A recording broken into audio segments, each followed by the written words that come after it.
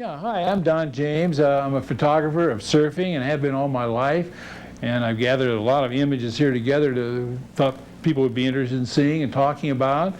Some of it is pretty interesting because it is stuff that was hidden in a drawer for 50 years, like a little time capsule.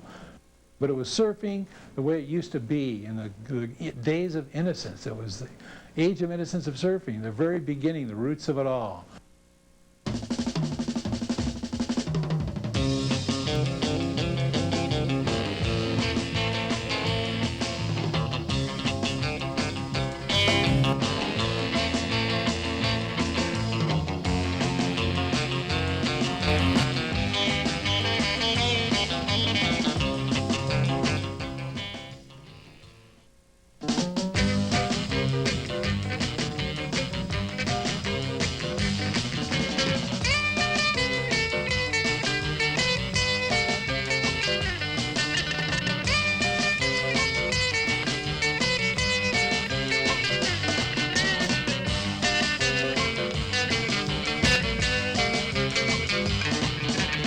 So that's my old car. That was my first surfing car. It was a 1925 Hudson that I bought from my uncle for 25 bucks.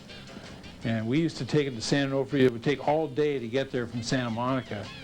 It's about an 80-mile drive, but we'd have flat tires, and it was a big adventure just getting there. So when we went there, we usually would stay 2 or 3 days at least because it was too long a trip otherwise. And we had custom 2x4 racks nailed to the car with inner tubes as instead of shock cords. We had them all tied on with inner tubes, but those old cars had a lot of wood in them, and you could just nail 2x4s to the car. There was your board rack. That was one of a kind. I think I was the first on the block with a car of any kind. Gas was 10 cents a gallon, I remember that. We used to chip in. It cost us about 50 cents a piece to go down there and back. It would take us all day to get there.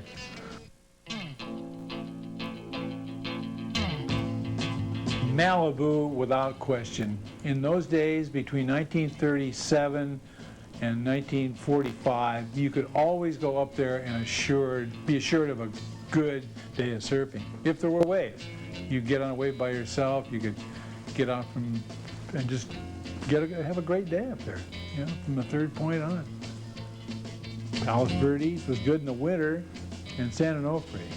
San Onofre was probably mostly in a summer spot, south swells. We really didn't know too much about where south swells came from in those days, like they do today. It wasn't the science that it is today, but we knew it. South swells came in the summer from the storms down in Mexico, and then in the winter they came from the north. That's all we knew. So winter spots were Palos Verdes and Long Beach, maybe the flood control. In the summer was Malibu and San Onofre.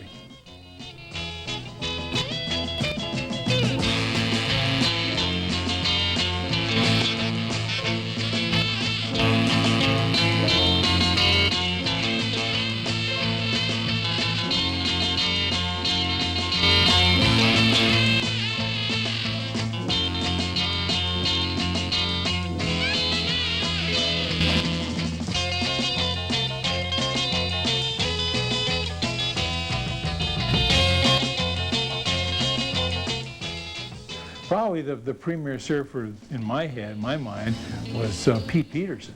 He was probably the best all-around waterman at the time, lifeguard, and he was my mentor. He got me my first job. He got me on the Santa Monica lifeguard.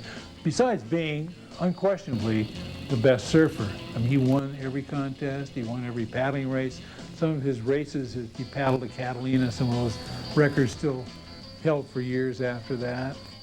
Lauren Whitey Harrison was another one. It was one of the best that I can remember. There was Bob Butts, Johnny McMahon, Leroy Granis and Doc Ball. They were in another group. They were from the South Bay. And there was Hoppy Swartz was also one of the top guys from the Palos Verdes Surfing Club. Those are names that come to mind. There was Thule Clark. He was also a top surfer from that group. Kind of hard to remember some of these guys. I just remember the ones that were close to me.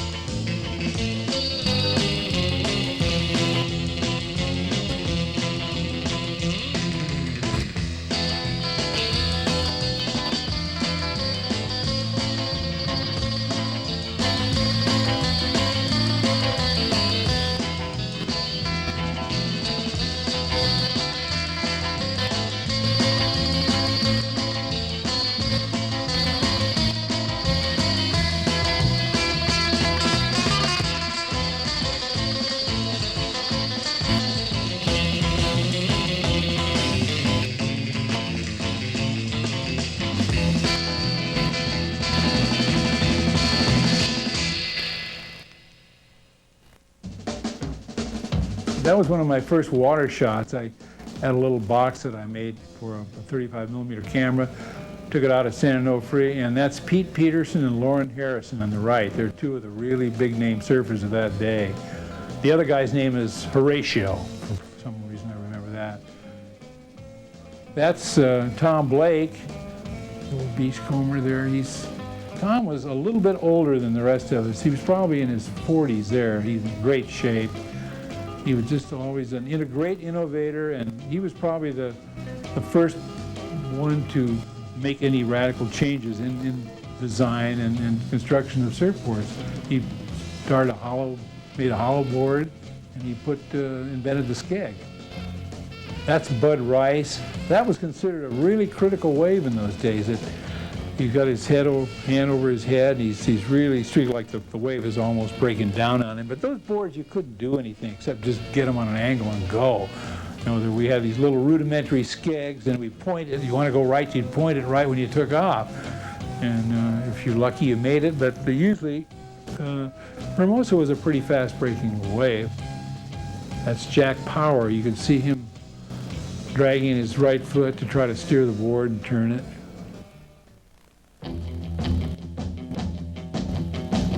The first board I had was a redwood. It was a chambered redwood made of laminated redwood. It was hollowed out, so it weighed about 90 pounds instead of 110. And it was the same design, the square tail, 10 feet long, maybe 21 inches wide, 3.5 inches thick, weighed about 90 to 100 pounds, and they were varnished and shaped the way the Hawaiians have been shaping them for 100 years. Nobody made any strides or any innovations until later. And that's how boards were. There were then balsa came in. There were skegs. Tom Blake was the one who invented the skeg, but the first ones were very narrow. They were only like 1.5 inches wide and maybe 8 inches long, and they helped some. They kept the board from slipping and sliding on a wave, and you could get it on a little better angle and have a little more control, edge control, but terms like edge control and rails and stuff, we didn't even know what that was all about. It was just, this was the way the Hawaiians made them, and this is the way they're supposed to be made. We didn't know any better. It's amazing how long it took for any progress to be made in that direction. There are the boards, the old redwood and balsa, standard board of the era. Mostly, there were also some hollow laminated boards in those days too that were hollow redwoods that were laminated. This is George Larson, and there's a hollow board that was made of plywood and a redwood deck. This is Ed Farron, my old pal from high school days. Still see Ed. San Onofre, the old shack, 1939. Jack Quigg, don't know who the other guy, Roy Delp. They were doing a modeling shoot here in Malibu. Bob Butts was one of the Santa Monica lifeguards who got me started surfing. A Sunday at Malibu, I remember that. There was nobody out. There were 4 of us out there.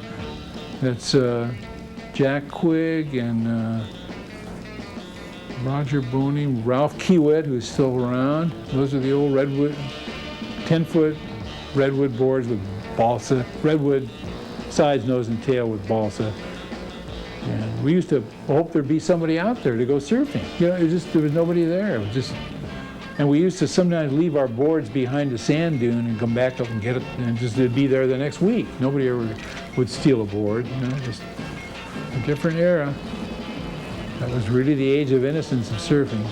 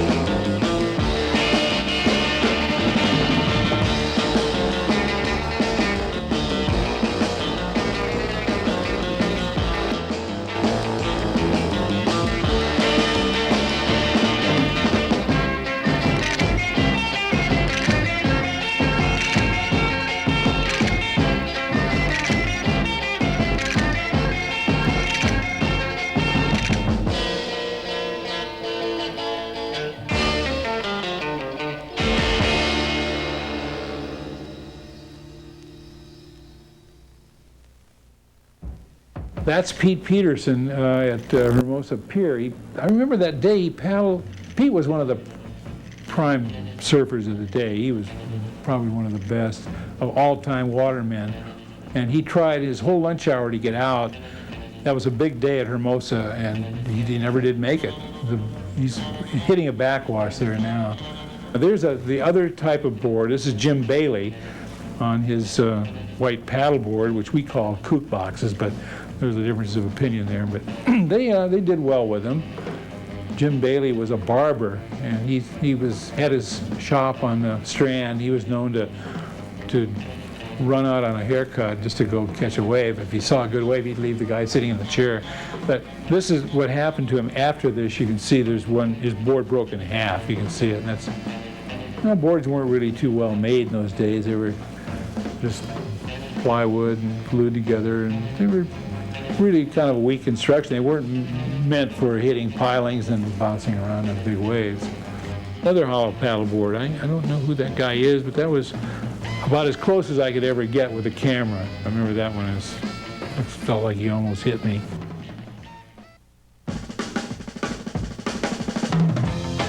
This is a shack at Topanga Beach where we rented it for $60 a month. You see, there are 4 of us there. I think 3 of us were paying $20 a month. We played volleyball and we surfed out there. There's Ralph Kiewit. He's a friend of mine who's still around. It was just before World War II. There's me and there's Jack Quigg. Ed Farron's there. That's a balsa board there with that was a Johnny Stinton board. The one that Quigg has got a mahogany deck on it. Gave the board a lot more rigidity, and of course it added weight, but it made it a lot stronger. Now here we are at the Bel-Air Bay Club. We had these great jobs in those days. We made $90 a month and we got meals. But those are the cabanas. The wealthy people from Bel-Air would come down there and we'd wait on them, and we're beach boys and lifeguards. We used to actually earn enough money in the summers to pay our tuition in college. There's the Bel-Air Bay Club crew again. That's me on the left. We always had Hawaiian names on some of these boards. Somebody told me that name. I don't know what it meant, but the other one, Kapu, means keep out. Remember that. And those are balsa boards with redwood sides, nose and tail, and stringers, and they're all basically the same shape. Nobody ever figured out that a board shouldn't be shaped any differently than that until Quigg and Simmons came along, you know.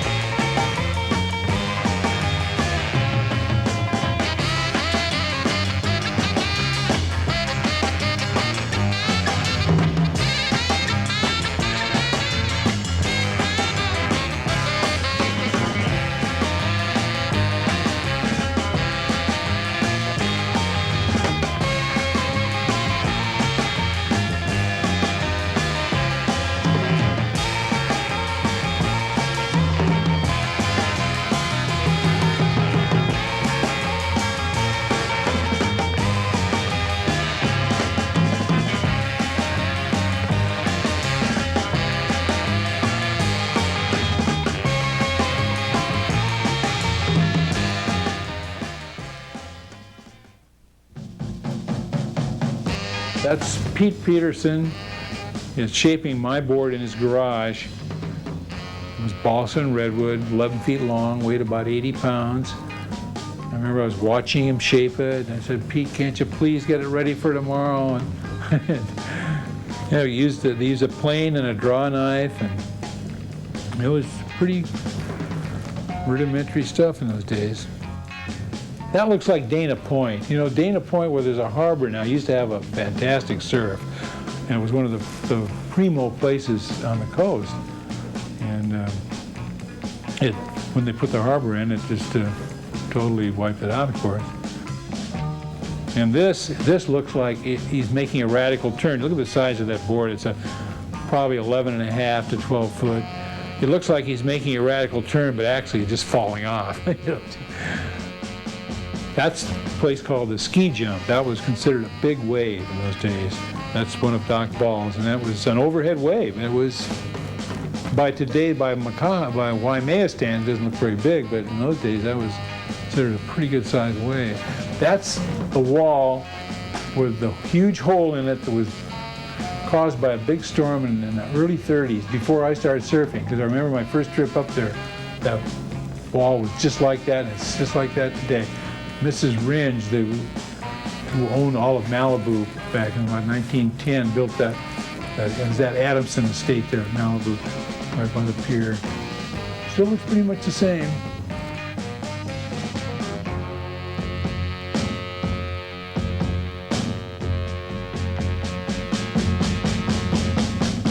My first camera was one my dad gave me, a folding camera, and it was an Eastman Kodak, and I saw Doc Ball doing it down there, so I want to do this. I want to try to get into this. So it was in about 1937, and I tied it around my neck, paddled out on this board just with a towel around my neck, and just tried to stay in the shallow water so I wouldn't get the camera wet.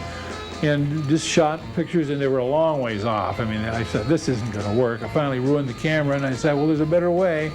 Doc Ball was making boxes, and I made a little box for a 35mm camera and got out and got a little closer and got some of the ones that you've seen there today, which I was pretty pleased with.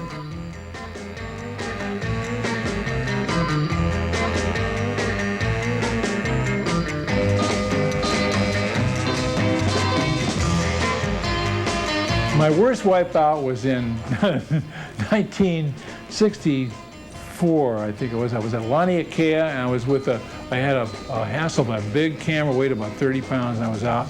I was with Peter Cole, and I said, Peter, is this a safe place to be? Peter's vision isn't too good. He said, yeah, you're okay there, Don. 2 minutes later, a huge set came and just wiped me out. I lost the camera, I had to swim in. I found it on the beach about a half hour later. Some kid brought it up to me.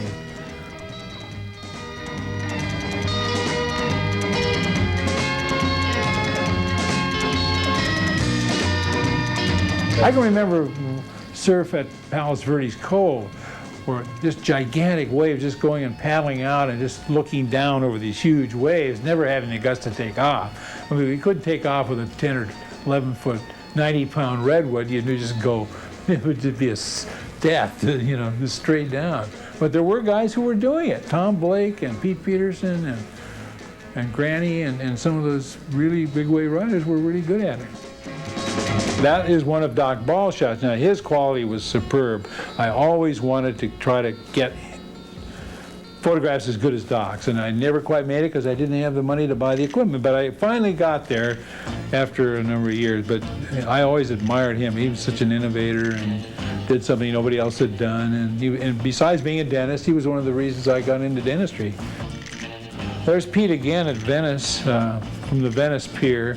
I had a Graflex then. That was, I remember I wanted to try to become as good as Doc Ball. He was my idol, and so I saved up and bought a used Graflex, and then I started to get some pretty good quality.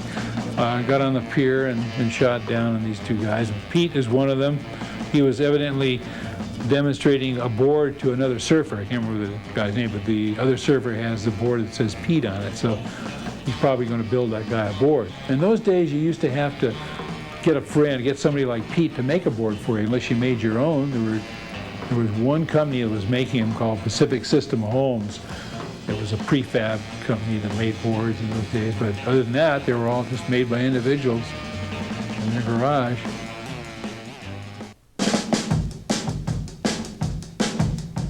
Well, we went through periods where we were kids, where we were really healthy. We ate real healthy fruit and vegetables and worked out and swam, and then got in with a couple of characters that were a little bit on the wild side and started to drink a little bit, like all kids go through. And then later on got into the healthy lifestyle more. But in those days, most of the lifeguards were swimmers, but they weren't really, and they were bodybuilders because they had to be to carry those heavy boards around, but they weren't really into health fitness per se like people are today. They didn't go to gyms and things like that. They got enough exercise and conditioning by swimming and surfing and lifeguarding, and they were pretty healthy men. You can look at the pictures, you can see the builds on these guys. When I was a kid, I used to go hang around the lifeguards because I was interested in surfing, and I learned from them about surfing, and I learned what kind of a board to get. And then as I got through high school, I stayed friends with them, and then when I got to be old enough, I took the test and became a lifeguard myself. They had a great influence on my life. Okay, now that's the old lifeguard truck from Santa Monica Pier. You can see the paddle boards. They had hollow Rogers paddle boards that they used for rescue work, and that they used to go up and down the beach in that thing. And I still remember those guys. That's Bill Bowen there and Fred Bleeker, who's still alive. I talk to him occasionally. That reminds me of my first day at Malibu when I went up with Bob Butts, who was one of the lifeguards, and they asked me if I wanted to go. It was a school day, and I used to surf before school. I said, I'm going to ditch school. This is a chance of a lifetime. So I went up with him, and Jackie Coogan was the one whose house we went through. He was a movie star at the time, and he was married to Betty Grable, who was also a big star at the time. And we went in through his house and at the Colony and carried our boards down the beach and surfed. We had it all to ourselves. A beautiful 5-foot day, beautiful little rights peeling off that point. I'll never forget it. And that was my first day at Malibu. I still remember the ride, the first ride I got. I had an old balsa little potato chip, we used to call them. They're little Stinton spinners. That was my first day there. But the fact that Jackie Coogan, the movie star, was there surfing really made the day. I mean, that was a big thrill. This is a group of surfers on the beach at San Onofre having a campfire and playing guitars. The whole Hawaiian mystique was real prevalent among surfers in those days. Everybody loved Hawaii, and we sang Hawaiian songs, and we all wanted to go there. It was just the ambition of every surfer to go to Hawaii. It was during the Depression, so nobody could afford it. You couldn't go. You couldn't fly there. There were no airlines. You had to go on the Matson line or Lurleen, and that reminds me of Whitey Harrison stowed away 2 or 3 times and made it that way. But they all brought back the stories of surfing big waves at Waikiki, and it was just the dream paradise for every surfer. More of the Hawaiian mystique. Barney Wilkes and playing the guitar there, and girl doing the hula. No bikinis around in those days, of course, but that was about as racy as they got. Yeah, 2-piece. And look at the old Model A in the back there. Bruce Duncan, that's the other guy with the guitar, and Barney Wilkes. And the other girl's name is Eleanor. I just remember some of these names. They just keep coming back. Now, this is Fenton Scholes, this one that he's still surfing. He's in his 70s. That's Palos Verdes. And nobody had any wetsuits in those days. That was a winter day because it only broke in the winter. We used to make our own trunks. We used to make everything. Actually got some pretty good crowds in those days. You can see that there's probably 10 or 12 surfers on that wave. Doc Ball is one of them, and there's Eddie McBride and Joe Quigg. All these names come back out of the past.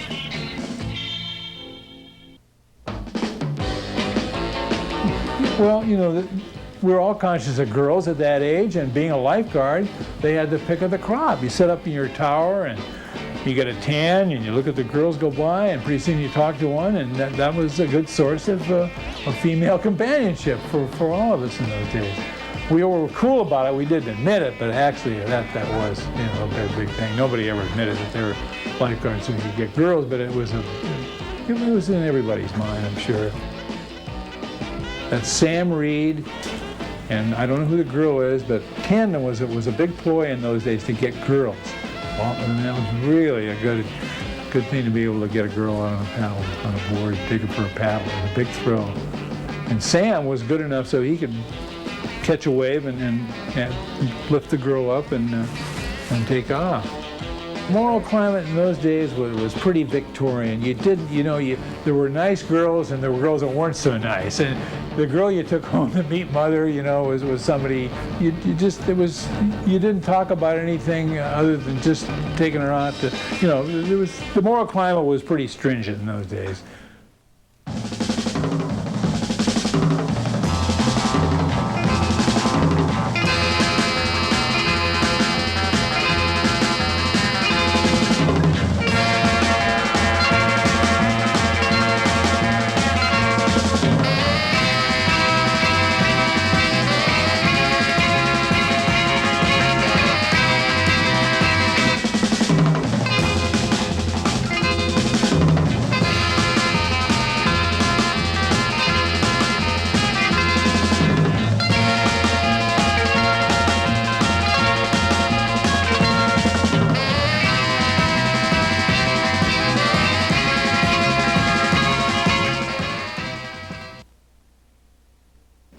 This has been Don James, and I hope you enjoyed my movies, and stay tuned for more to come.